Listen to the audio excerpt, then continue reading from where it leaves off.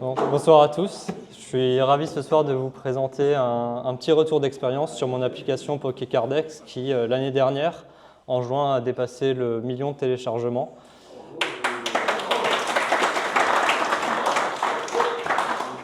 Et du coup, pour ceux qui ne me connaissent pas, donc je m'appelle Mathieu Doré, je suis actuellement lead dev mobile chez Atecna à Lyon. Et apparemment, j'ai été chez Worldline pendant 3 ans et demi, donc je connais... Donc voilà, je connais bien les intervenants qui viennent de passer et l'intervenant qui passera après moi encore. Alors PokéCardEx, son histoire, ça commence ici en fait. Depuis toujours, je collectionne les cartes Pokémon, donc depuis leur arrivée en 1999, quand j'avais encore que 5 ans. Je me rappelle encore du petit bureau de tabac dans lequel j'allais avec ma grand-mère qui m'achetait encore les boosters de la toute première série.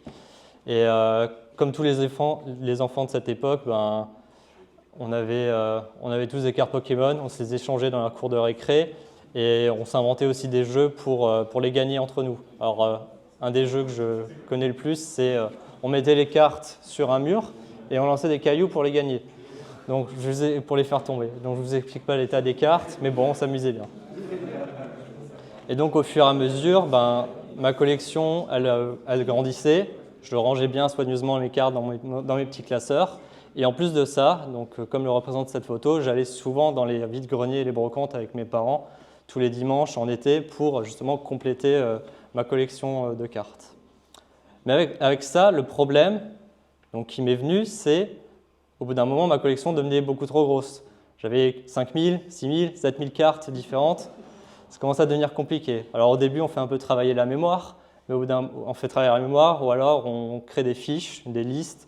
Mais bon, se trimballer avec un classeur de papier pendant une brocante pour chercher dans un tas de 2000 cartes, c'est un peu compliqué. Donc là, en 2014, donc des années plus tard, je fais mon dernier semestre de DUT au Danemark. Et là-bas, il y avait des cours de développement Android. Donc c'est à ce moment-là qu'il y a l'idée qui germe dans mon esprit de créer une application qui permettrait d'avoir sur mon téléphone la liste de toutes les cartes disponibles et donc de pouvoir les cocher facilement et de savoir lesquelles j'ai en toutes circonstances. Et à cette époque-là, en 2014, il n'y a aucune app sur le Play Store qui existe qui propose ces fonctionnalités. Donc je me dis, allons-y, et donc je lance PokéCardEx. PokéCardEx n'est pas encore ici dans l'histoire. Donc, je développe ma première application sur Eclipse. Donc, voilà, ça ressemblait à ça à l'époque. C'est un peu moins sexy que Android Studio aujourd'hui. Mais voilà. Donc, j'ai vécu la transition de Eclipse vers Android Studio. Et finalement, fin 2014, naît l'application Pokémon Collection. Alors, c'est pas PokéCardEx, mais c'est Pokémon Collection. Donc avec un petit design de l'époque, ce qu'on faisait de mieux à cette époque-là. Mais bon, c'était fonctionnel. Et la principale fonctionnalité que je voulais dans cette application, c'est que ce soit utilisable hors ligne. Donc ce que j'ai fait, c'est que j'ai développé aussi à côté un site web en PHP avec du coup la base de données qui me permettait à la maison, je téléchargeais la base de données sur mon téléphone et ensuite je pouvais aller dehors, à l'extérieur et avoir toute la liste sans avoir besoin de connexion Internet. Parce que un petit retour en arrière, en 2014, les forfaits mobiles, ça ressemblait à ça. C'était du 20 € pour 3 gigas d'Internet. Et moi à cette époque-là, je n'avais pas forcément le budget pour avoir 3 gigas d'Internet, donc j'avais plutôt le forfait free là-bas à 0 € avec 50 MO, on ne va pas très loin. Donc, je suis parti de cette limitation technique, on va dire, de l'époque pour justement penser cette application. Et aujourd'hui, elle est toujours utilisable hors ligne, même si on a moins besoin de ces fonctionnalités-là. Mais PokéCardEx dans cette histoire, je vous en parle depuis tout à l'heure, mais je ne vous en ai toujours pas parlé. Eh bien, PokéCardEx, qu'est-ce que c'est? C'est donc la contraction de Pokédex et de cartes, donc PokéCardEx. Le site, il existe depuis 2003. Donc à cette époque-là, j'avais 9 ans. Donc vous imaginez bien que ce n'est pas moi qui ai créé PokéCardEx.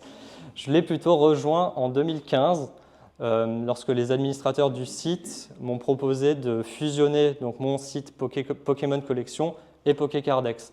Car à l'époque, Pokécardex était plutôt une encyclopédie avec toutes les cartes disponibles qui listait les cartes. Le site sur lequel, c'est sur le site sur lequel je me suis basé pour créer mon application. Et donc du coup, j'ai bien évidemment accepté de rejoindre l'équipe et l'aventure. Parce que pour moi, Pokécardex, c'était un peu ma bible de collectionneur. Donc pour intégrer et refaire le site, c'était un peu un rêve à l'époque. Et donc après ça, j'ai un peu rebrandé l'application Android pour qu'elle ait le nom de Pokécardex. Et l'année dernière, j'ai pu enfin sortir l'application iOS qui était très demandée depuis plusieurs années. Donc concernant l'app Android, donc elle a bien évolué depuis maintenant 9 ans. En 2021, j'ai fait le passage de Java et en Kotlin. Il n'y a pas encore tout qui est migré, enfin tout est migré en Kotlin, mais il n'y a pas forcément tous les vieux modèles, il y a encore moins du Jetpack Compose. Après, techniquement, ouais, un point sur lequel aussi je voulais revenir, c'est que moi, ma philosophie que j'ai toujours eue sur mes projets perso, c'est de faire bien, mais de faire simple, enfin surtout de faire simple. Moi, mon application Android, mon site internet, ça va vous faire paraître peut-être obsolète, mais c'est juste du HTML, du CSS et du jQuery. Je ne vais pas vous parler de React, d'Angular ou de je ne sais quoi. Je l'ai fait avec ce que je connaissais à l'époque et ce sur quoi je peux encore travailler aujourd'hui sans avoir à me remettre dans quelque chose parce que j'ai plus le temps que j'avais à l'époque aujourd'hui pour reprendre toute une architecture de mon site web. Et sur cette philosophie-là aussi, ce que je veux faire un peu passer comme message pour peut-être des gens qui veulent se lancer aussi dans ce genre de choses, qui ont des idées et qui veulent faire quelque chose, c'est de faire ça rapidement avec les choses que vous connaissez et pas forcément de chercher c'est mon avis, de chercher la dernière technologie de pointe, le dernier framework à la mode et essayer de le maîtriser et de dire « Ah, je vais passer 3 mois déjà à comprendre le framework et de devenir un expert » parce qu'entre-temps, votre idée, si c'est sur un marché qui n'est pas exploité, peut-être quelqu'un d'autre aura l'idée et va vous prendre la primeur de l'idée. Donc voilà, pour moi, c'est faites avec ce que vous connaissez et lancez-vous.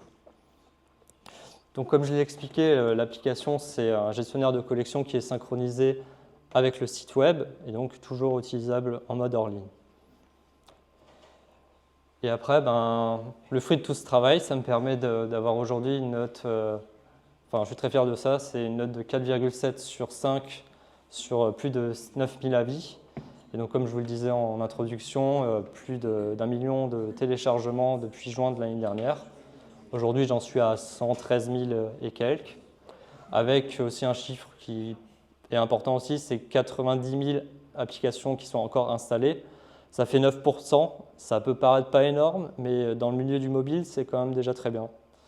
Et j'ai ensuite environ 40 000 utilisateurs uniques, réguliers par mois, donc un taux de rétention de 4% qui, pareil, est plutôt bon dans le milieu mobile.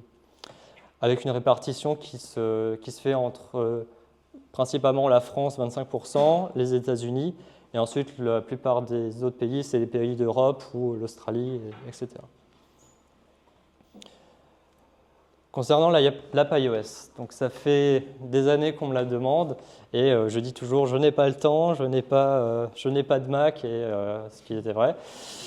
Et donc je me suis dit l'année dernière, j'ai toujours eu cette idée de me dire ça va être compliqué de développer l'application iOS en me disant je vais juste faire une heure ou deux tous les soirs. C'est compliqué de se motiver, enfin moi en tout cas ça a été compliqué de me motiver. Donc ce que je me suis dit, et on m'a poussé à le faire, c'est de prendre une semaine de congé en fait. J'ai pris une semaine de congé, donc ça m'a fait, plus les week-ends, ça m'a fait une dizaine de jours.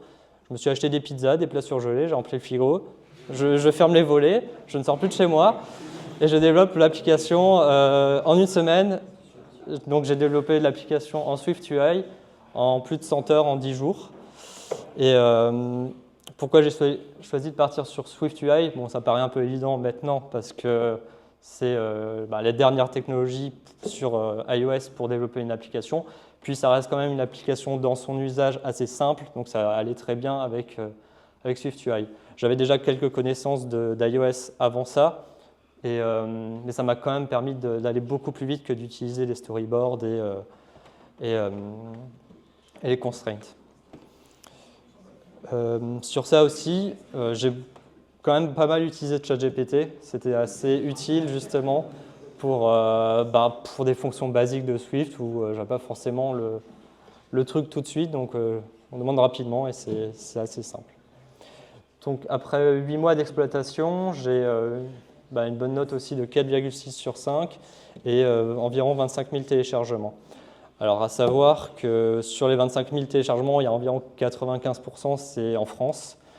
Et en fait, mon problème aujourd'hui, c'est que j'arrive pas, on va dire, à percer sur le marché américain, ce qui est un peu ma cible principale aussi sur Android. Donc ça fait la transition avec ma slide suivante sur les difficultés que j'ai rencontrées et que je rencontre encore aujourd'hui. Je vais passer sur le point 2 tout de suite pour faire la transition. C'est la visibilité de mon app iOS sur le marché. Parce qu'aujourd'hui, en 2014, j'étais tout seul. En 2023, en 2024, je ne suis plus tout seul. Il y a déjà une dizaine d'applications de collection de cartes en tout genre qui existent. Donc c'est très compliqué d'être visible dans les recherches sur l'App Store. Le problème avec le marché américain, c'est que même en mettant des mots-clés en anglais, etc., par exemple, vous tapez Pokémon Cards, mon application, vous ne la trouvez pas. Et ça, c'est encore un problème sur lequel j'essaye de faire des choses, mais pour l'instant, je n'ai pas encore trouvé la solution.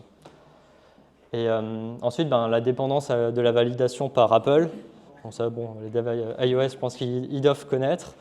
Mais là, le gros problème, c'est que j'utilise Pokémon, qui est une marque déposée par Nintendo, et ce n'est pas n'importe quelle marque. Et donc Apple, il voit ça, c'est tout de suite une app fake qui veut tromper les utilisateurs, un copycat comme ils l'appellent. Vous avez beau leur montrer, regardez l'application, et même sur Android, elle a 1 million de téléchargements et tout ça, s'en foutent. Donc ce que j'ai dû faire, c'est que j'ai dû supprimer toutes les références à Pokémon dans mes screenshots d'applications sur le store et dans la description de mon application. Donc au début, j'ai lancé une application, c'était une application de gestion de cartes. Voilà. Essayez de deviner un peu ce que c'est en regardant les screenshots. Maintenant, au fur et à mesure, comme l'application prend un peu plus de volume d'utilisateurs, j'ai réussi à réintégrer un peu des mots-clés Pokémon dans la description et qui sont passés. Ensuite, une deuxième difficulté que j'avais rencontrée, c'est entre 2021 et 2022. C'est un peu la période de la hype Pokémon où les influenceurs et youtubeurs ont remis un peu au goût du jour les cartes Pokémon, pas forcément toujours pour le bien des collectionneurs. Et la montée en charge avec le nombre d'utilisateurs qui vont exploser, c'est un peu dans cette période-là aussi que j'ai gagné beaucoup d'utilisateurs et d'installations. Donc là, il a fallu mettre un peu à jour les configurations du serveur et ça nous a bien plombé le site pendant quelques temps.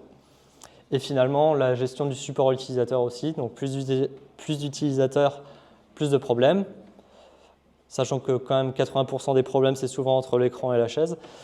Mais bon, il faut quand même gérer, répondre aux mails, et c'est quand même de la charge mentale de répondre assez régulièrement à tout ça. Maintenant, vous vous demandez peut-être, et dans tout ça, qu'est-ce que ça rapporte, hein ? Eh bien, je vais vous répondre en toute honnêteté. Alors tout d'abord, si vous souhaitez vous lancer dans ce genre d'aventure, le plus simple, c'est de devenir micro-entrepreneur. Auparavant, ça s'appelait auto-entrepreneur, mais ça a fusionné pour avoir ce nom-là aujourd'hui. Donc c'est très simple de devenir micro-entrepreneur. Il faut se déclarer sur le site de l'URSSAF. La démarche est gratuite et vous pouvez choisir de déclarer votre chiffre d'affaires tous les 3 mois ou tous les mois. Le plus simple, c'est de faire tous les 3 mois, c'est moins de charge mentale. Ensuite, à savoir que le plafond de chiffre d'affaires, il est de 77 700 € par an et vous ne payez rien si votre chiffre d'affaires est égal à 0. Donc c'est plutôt pas mal d'avoir ce statut. Le seul truc à noter, c'est que vous payez quand même la cotisation foncière des entreprises, la CFE, et qui est gratuite la première année. Enfin, on ne vous la fait pas payer la première année, mais les années suivantes, vous allez quand même payer. Donc, si vous êtes dans ce genre d'activité, vous allez déclarer que vous avez un bureau de 1 mètre carré ou 2 mètres carrés, donc vous allez payer la cotisation que sur votre bureau, qui sera environ de 250-300 € par an. Donc vous avez c'est juste le frais fixe que vous avez si vous vous mettez en auto-entrepreneur. Ensuite, ce qui est bien, c'est que ça peut se cumuler avec un CDI, un CDD ou n'importe quel type de contrat. Il faut quand même au moins demander à votre employeur de vous signer un papier comme quoi il vous autorise à le faire, parce que ça peut potentiellement entrer en concurrence avec l'activité de votre employeur. Et donc, vous allez devoir peut-être signer une clause de non-concurrence là-dessus. Et ensuite, finalement, sur la fiscalité, elle est assez simplifiée. Pour l'URSSAF, vous allez payer des cotisations sociales à hauteur de 22,2% de votre chiffre d'affaires. Et pour l'impôt sur le revenu, ça va être un abattement de 34% sur le chiffre d'affaires. Et ensuite, vous serez imposé sur le reste suivant votre tranche marginale d'imposition. Un petit exemple est toujours plus parlant. Donc, si vous avez fait un chiffre d'affaires de 1 000 €, vous avez donc 222 € qui part à l'URSSAF. Donc, à savoir que ça peut être utile pour... c'est des cotisations pour votre retraite. Mais bon, voilà. Et ensuite, les impôts, qui sont de 198 €, si vous avez une tranche marginale à 30%, ce qui, je pense, est le cas de la majorité des personnes dans cette pièce, ce qui vous amène ensuite à un revenu net de 580 €, donc 58%. Vous pouvez avoir ce chiffre un peu en tête sur ce que gagne un micro-entrepreneur dans ce...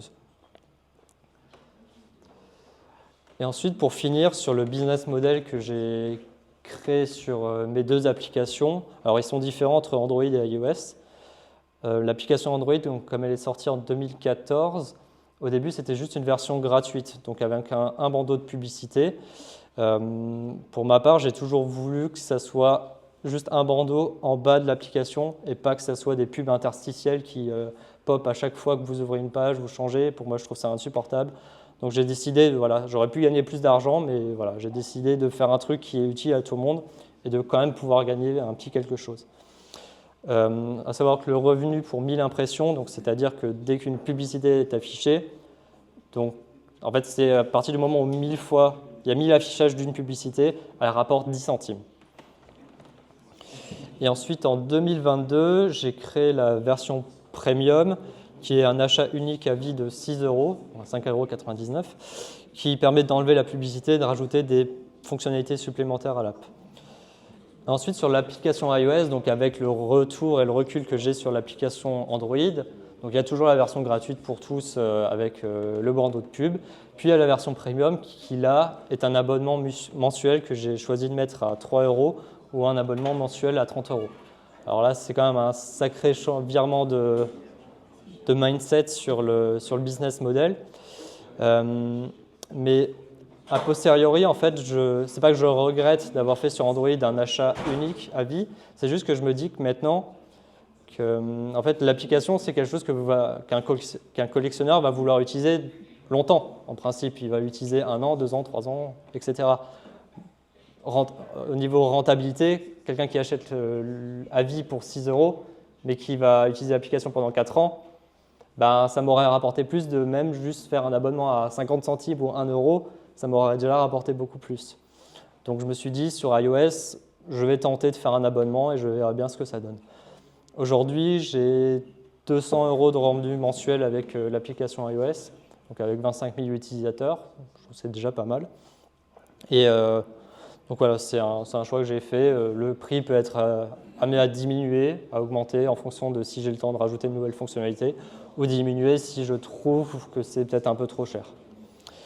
Et ensuite, pour finir, la gestion des achats, j'utilise le SDK RevenueCat qui permet d'abstraire tout le SDK de paiement d'iOS. En fait, c'est vraiment une surcouche très simple qui permet de gérer les achats et tout est géré par RevenueCat. C'est un outil gratuit jusqu'à, je dis peut-être des bêtises, je crois que c'est 2500 € de revenus par mois. Donc ça reste assez bien. Puis dès que vous dépassez les 2500, c'est vraiment un pourcentage très faible. Et donc voilà, je vous remercie pour votre attention. Et, voilà.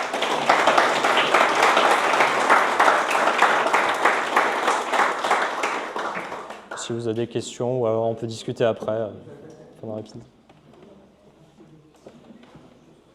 Oui. C'est pas une question, mais tu parlais tout à l'heure de la visibilité de ton app sur iOS. Sur App Store, tu as les App Store Search Ads. Ouais. Si tu crées un compte App Store Search Ads, tu as automatiquement 100 $ de crédit. Ouais, je l'ai déjà fait en fait. Et ça n'a pas changé grand-chose. J'ai payé 100, j'ai payé 100 dollars, enfin, parce que je crois qu'ils te donnent 100 si tu dépenses. Ah non, non, c'est pas ça. Ah, je sais plus, je pense que j'ai dépensé quand même un petit peu. Ouais, bah, je les ai déjà utilisés et ça m'a rapporté, je crois, 300-400 installations. Donc pour l'instant, j'attends de voir. Mais je pense que c'est peut-être un truc de jouer sur les mots-clés, enfin, parce que pour moi, je ne comprends pas trop, parce que Pokémon Cards, ça reste dans la description de mon application, dans les mots-clés. Et il y a des choses, quand on tape ça, des applications qui n'ont rien à voir, après, voilà, qui ressemblent un petit peu à des faux jeux Pokémon. D'ailleurs, je me suis toujours demandé comment ces apps ont pu passer au départ, alors que moi, on me faisait chier. Voilà, bref. Tu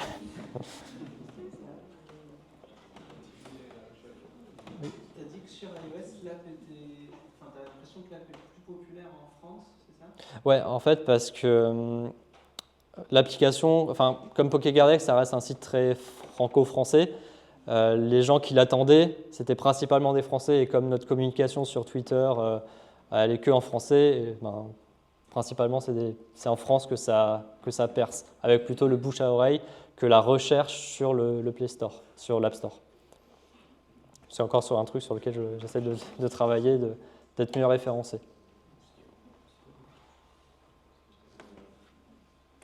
Oui.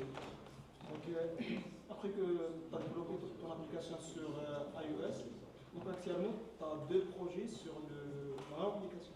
C'est ça. Ouais, j'ai une question concernant le choix de technologie. D'abord, je ne suis pas développeur mobile, je suis un simple développeur web. Ok. Je vais dire de n'importe quoi. Pourquoi tu n'as pas choisi, par exemple, une technologie telle que Flutter? Comme ça, tu auras un seul projet pour. Ouais. Alors la question est très intéressante. Je me la suis posée aussi. En fait, j'ai choisi de faire une application en natif sur iOS parce que j'avais pas envie de refaire tout ce que j'avais fait sur Android. En fait, l'application que j'ai sortie sur iOS, ça comporte, on va dire, 80% ou 70-80% des fonctionnalités qui sont sur Android. Et comme je l'ai expliqué au milieu de ma présentation, moi, je veux sortir quelque chose rapidement et qui a un espèce de MVP un peu amélioré qui me permet de me lancer et ensuite d'améliorer l'application. Donc c'est pour ça que je suis parti sur une technologie native et en même temps, je veux aussi me perfectionner en SwiftUI et bosser sur cette techno parce que dans mon métier, je suis aussi amené à faire de l'Android, de l'iOS. Donc avoir un peu cette multi-compétence, je trouvais ça utile également.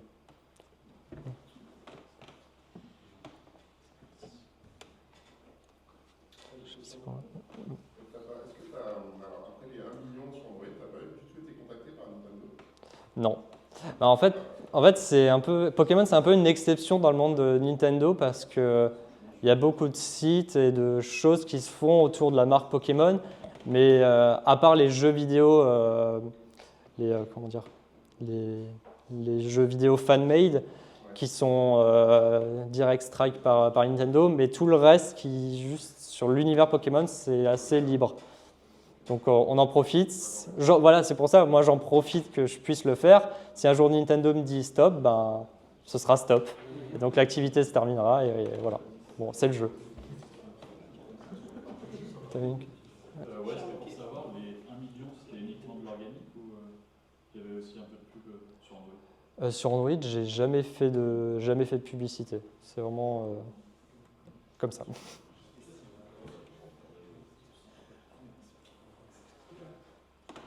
Bon, c'est toi qui prends la suite. Bravo Mathieu.